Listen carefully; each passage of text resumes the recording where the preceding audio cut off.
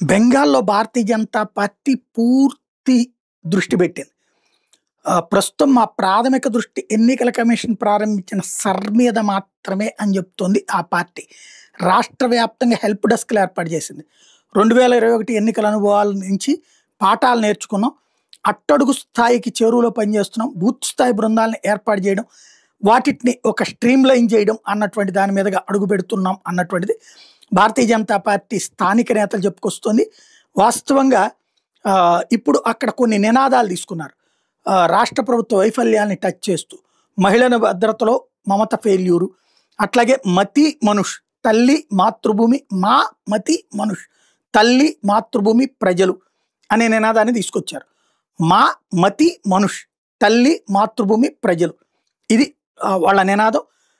యాక్చువల్గా క్రిందటిసారి మమతా బెనర్జీ వీళ్ళని పెద్ద దెబ్బ కొట్టింది.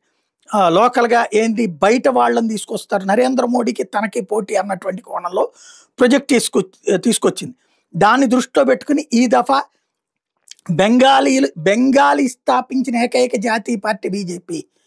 శ్యామాప్రసాద్ ముఖర్జీ కదా, ఆయన బెంగాలీ, ఆయన స్థాపించిన పార్టీ బీజేపీ కాబట్టి బెంగాలీ స్థాపించిన ఏకైక జాతీయ పార్టీ బీజేపీకి ఒక్కసారి ఛాన్స్ ప్లీజ్ అన్నటువంటి పాయింట్తో బిగిన్ అవుతుంది.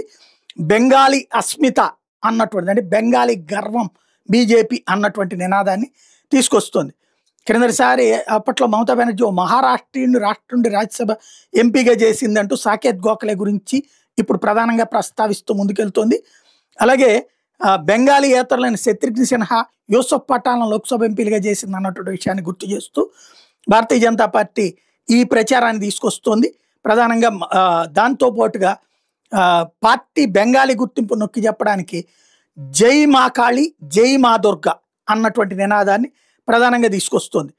ఇది క్రిందటిసారి మమతా బెనర్జీ వీళ్ళని దెబ్బకొట్టినటువంటి నినాదం నుంచి అవతలకి తీసుకెళ్లేటటువంటి వ్యవహారం అన్నమాట. అంటే లోకల్ సెంటిమెంట్ అప్పుడు మమతా బెనర్జీ బీజేపీ మీద అస్త్రంగా వాడింది. దాన్ని దృష్టిలో పెట్టుకుని ఈ నినాదాన్ని ప్రధానంగా ఎంచుకున్నారు. బెంగాలీ స్థాపించిన పార్టీ అన్నది ఒకటి, జై మా కాళీ జై మా దుర్గా అన్నటువంటిది మరొకటి.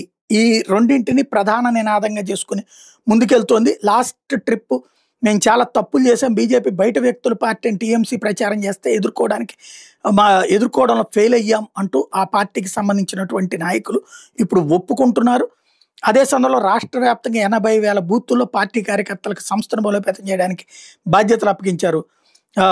అప్పట్లో ఉన్నటువంటి నినాదాలని ఇప్పుడు కంప్లీట్గా రివర్స్లో తీసుకెళ్లేటటువంటి ప్రయత్నం చేసుకెళ్తున్నారు అన్నమాట.